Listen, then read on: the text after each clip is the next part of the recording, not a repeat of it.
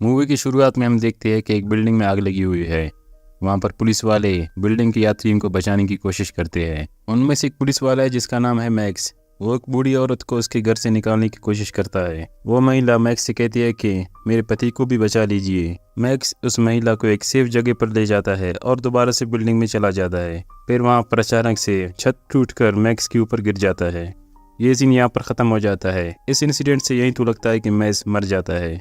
अगले सीन में हम मैक्स के पिता जेम्स को देखते हैं जो अपने दूसरे बेटे को जगाने आता है क्योंकि वो बहुत ही ज्यादा सुस्त होता है। वो अपना दिन सो के गुजारता है। बड़े मुश्किल से जेम्स ने उसे एक दुकान खोल कर दी जो कॉमिक बुक की है। दूसरी ओर हम डिटेक्टिव डेविड को देखते हैं। डिटेक्टिव डेविड जेम्स के घर पर पॉइंट हुआ है क्योंकि कल ही जेम्स की रिटायरमेंट थी, लेकिन जेम्स अपने आखिरी केस को सॉल्व करना चाहते हैं। इसीलिए जेम्स और डेविड दोनों को एक केस पर काम करने की इजाज़त मिलती है। वो दोनों एक बिल्डिंग में जाते हैं क्योंकि पड़ोसी ने ये शिकायत की थी कि इस बिल्डिंग से अजीब किस्म की स्मेल आ रही है। डेविड और जेम्स इस बिल्डिंग के बेसमेंट में चले जाते हैं। तब वहाँ पर उनको एक आदमी की बॉडी दिखाई देती है। इसको बहुत ही ज्यादा बुरी तरीके से मारा गया होता है। इसी के अंदर से स्मेल भी आ रही होती है। फिर दोनों डिटेक्टिव बॉडी को पोस्टमार्टम के लिए भेजते हैं। पोस्टमार्टम वाला आदमी कहता है कि इस इंसान को बहुत सारे स्टेरॉइड्स दिए गए हैं और जबरदस्ती से बिना रुके वर्कआउट किया जा रहा था, इसीलिए बेंच प्रेस करते हुए रॉड इसकी गर्दन पर गिर गई और ये मर गया। इसी दौरान वहाँ से नॉर्म आती है और उसने कॉमिक बुक की एक कैरेक्टर की कपड़े पहनी होती है क्योंकि उसे कॉमिक ज्यादा पसंद है। वो आती है जेम्स को इस केस से बाहर कर देती है क्योंकि जेम्स रिटायर हो चुका है। ये देखकर डेविड को भी गुस्सा आता है क्योंकि वो चाहकर भी कुछ नहीं कर पाता।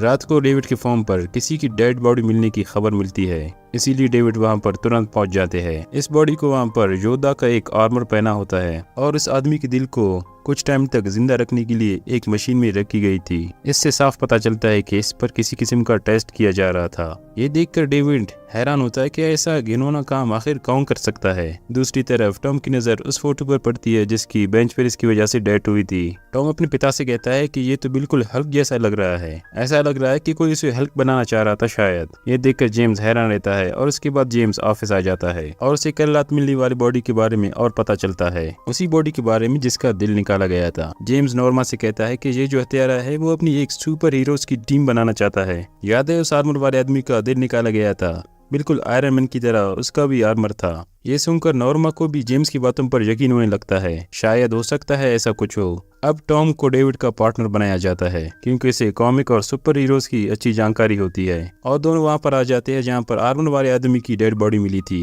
वहां पर चारों तरफ टॉम को लॉर्ड ऑफ द रिंग के वेपन नजर आते हैं, लेकिन वहां पर एक कुल्हाड़ी भी रखी होती है। वैसे देखा जाए तो इसे यहाँ पर नहीं होना चाहिए था क्योंकि कुल्हाड़ी को देखे तो वो लॉर्ड ऑफ द रिंग्स का पार्ट नहीं है। इसीलिए डेविड उसे फौरन फॉरेंसिक के लिए भेज देता है और इसी पर कुछ फिंगरप्रिंट्स भी मिल जाते हैं जो किसी फायर फाइटर के थे। इसीलिए तुरंत सब लोग वहां पर फायर फाइटर के घर पहुंच जाते हैं जहां उसके कमरे से काफी ज्यादा धुआं नजर आता है। जब डेविड और उसकी टीम वहां पर पहुंच जाते हैं तो फायर फाइटर एक पिंजरे में नजर आता है। इस फायर फाइटर को किसी किस्म का सूट पहनाकर आग के हवाले कर दिया गया था। सभी फिर जैसे तैसे करके उस फायर फाइटर को वहां से निकालते हैं, लेकिन तब तक वो बेचारा मर चुका होता है। टॉम कहता है कि फैंटास्टिक फोर में जो ह्यूमन टॉर्च है शायद इसे ऐसे बनाने की कोशिश कर रहे थे। अब इस ह्यूमन टॉर्च की बॉडी को भी पोस्टमार्टम के लिए भेज दिया जाता है जहां से इनको ये पता चलता है कि इसका सूट इसकी बॉडी से ऐसे लगा दिया गया है कि सूट को निकाला गया तो इसकी स्किन भी निकल सकती है क्योंकि सबसे पहले इसकी बॉडी को सबसे ज्यादा हीट दिया गया, फिर इसको ये सूट चढ़ाया गया। इसकी बॉडी को देखकर ये अंदाजा लगाया जा सकता है कि इस इंसान को 3 दिन तक लगातार भयानक अजियत दी गई है। डेविड नॉर्मा से बात करके जेम्स को दोबारा से टीम में शामिल करने की बात करता है। तब वो डेविड को बताता है कि जेम्स को कैंसर है, इसीलिए वो इसे टीम में शामिल नहीं करना चाहता क्योंकि मैं चाहता हूँ कि जेम्स अपना आखिरी टाइम अपने बेटे के साथ गुजारे क्योंकि इसके बेटे टॉम को भी इसके बारे में नहीं पता कि उसे कैंसर है। ये सुनकर डेविड को भी काफी बुरा लगता है। वो रात को जेम्स के घर पर डिनर के लिए जाता है। खाना खाने के बाद टॉम डेविड से उसके माता पिता के बारे में पूछता है तो डेविड कहता है कि काफी टाइम पहले उनकी किसी ने जान ली थी। मैं अपने माता पिता के केस पर काम करना चाहता था लेकिन डिपार्टमेंट ने ऐसा करने से मुझे मना कर दिया। ये सुनकर टॉम उससे कहता है कि तुम्हारी स्टोरी तो बिल्कुल बैटमैन की स्टोरी की तरह है क्योंकि इस तरह से बैटमैन की कहानी शुरू हुई थी। ये सुनकर डेविड थोड़ा हैरान रह जाता है और नॉर्मा के पास जाकर अपने माता पिता के केस के फाइल को निकालता है और उसे ये पता चलता है कि उसे मारने वाला भी वही किलर है। ये सब लोगों को सुपर हीरो बनाने की कोशिश में सबको मार रहा है। वहाँ पर उसके फाइल में से एक कार्ड मिलता है जिसमें लिखा हुआ है डिटेक्टिव 33 और ये वही कॉमिक बुक थी जिसमें बैटमैन की ओरिजिन स्टोरी है। ये सुनकर डेविड हक्का बक्का रह जाता है और शौक में होता है। टॉम डेविड और नॉर्मा से कहता है कि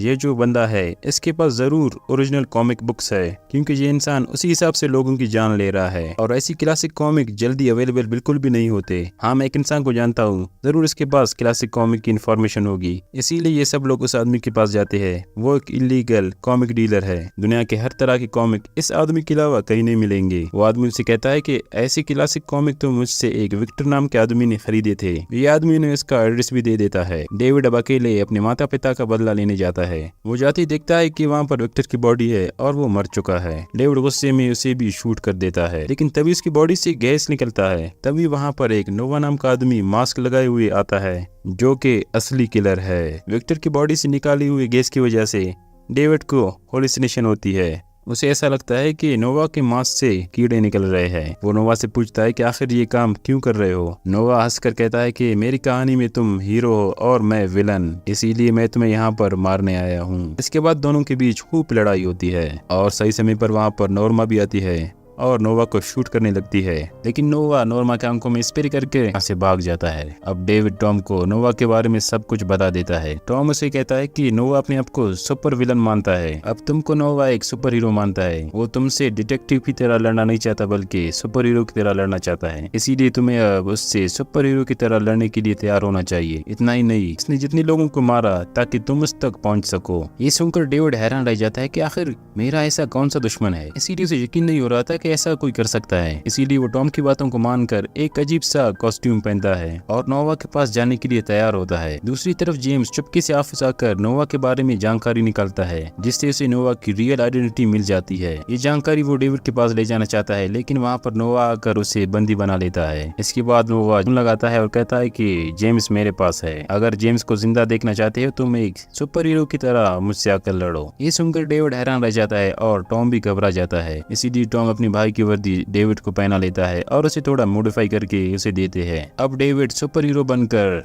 नोवा से लड़ने के लिए जाता है और उसने अपना नाम सुपर हीरो एप्स रखा होता है। जेम्स नोवा से कहता है अपना मास्क तो हटाओ, मैं तुम्हें जानता हूँ तुम कौन हो। जब नोवा अपना मास्क हटा देता है तो ये अजीब सीन है, वो कोई और नहीं, वो वही पोस्टमार्टम करने वाला डॉक्टर होता है। वो जेम्स से कहता है कि मैं दुनिया को एक सुपर हीरो देना चाहता हूँ। इसके लिए अब डेविड की स्टोरी बिल्कुल परफेक्ट है। मैंने जितने लोगों को मारा अब तक वो सारे क्रिमिनल्स थे, पुलिस उन्हें वैसे भी नहीं पकड़ सकता था, तो मैंने एक्सपेरिमेंट करके उन्हें मार दिया। अब उन पर मेरा एक्सपेरिमेंट सफल नहीं हुआ और वो मर गए। अब मुझे बैटमैन जैसा सुपर हीरो चाहिए, लेकिन उनके पास सुपर पावर्स तो नहीं है। बैटमैन के पास दिमाग, स्किल्स, एक स्टोरी और ये सब कुछ है। अब ये सारे गुण सिर्फ और सिर्फ डेविड में मौजूद है। लेकिन वो जेम्स से कहता है कि चिंता मत करो, मैं खुद की भी जान ले लूंगा जब तक मैं मरूंगा नहीं। अब डेविड को खुद पर कैसे यकीन होगा कि वो एक सुपर हीरो है। उसके बाद वो एसिड में जाकर अपना मुंह डाल देता है और उसका मुंह भी पिघल जाता है। वो दोबारा से मास्क लगा देता है। वहाँ पर डेविड आ जाता है और डेविड को देखकर वो जेम्स को गोली मारकर हलाक कर देता है। ये देखकर डेविड को काफी गुस्सा आ जाता है। इन दोनों के बीच अब घमासान लड़ाई शुरू होती है। इस लड़ाई के दौरान डेविड नोवा का मास्क हटा देता है, लेकिन डेविड इसे नहीं जानता कि कौन है वो, क्योंकि उसने अपना चेहरा थोड़ी देर पहले एसिड में पिघला दिया था। नोवा डेविड से कहता है कि तुम्हें क्या पता मैं कौन हूँ, क्योंकि बुराई का कोई चेहरा नहीं होता। इसके बाद नोवा एसिड में कूदकर अपनी खुद की जान लेने की कोशिश करता है। कूदने से पहले वो डेविड से कहता है कि मैं एक क्रिमिनल हूँ और तुम एक डिटेक्टिव, तुम्हारा काम है क्रिमिनल को जेल तक पहुंचाना। क्रिमिनल को कानून इंसाफ देगा, ना कि इसे ऐसे मरने छोड़ देना। और अभी आओ, मुझे अभी सजा दो। डेविड उससे कहता है कि तुम्हें तो सुपर हीरो की जरूरत थी, ना कि एक डिटेक्टिव की। आज तुम्हारे सामने जो खड़ा है वो डिटेक्टिव नहीं बल्कि एक सुपर हीरो है। ये सुनकर नोवा एकदम खुश होता है, क्योंकि इसका प्लान सफल रहा।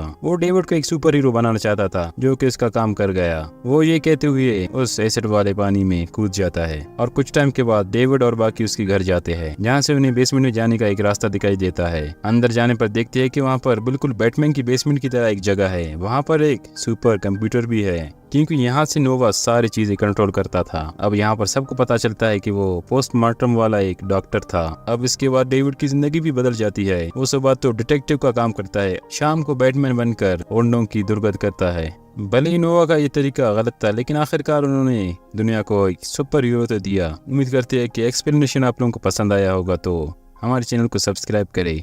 डिफरेंट टाइप की वीडियोस आप लोगों के लिए लाते रहेंगे। Thank you, bye bye.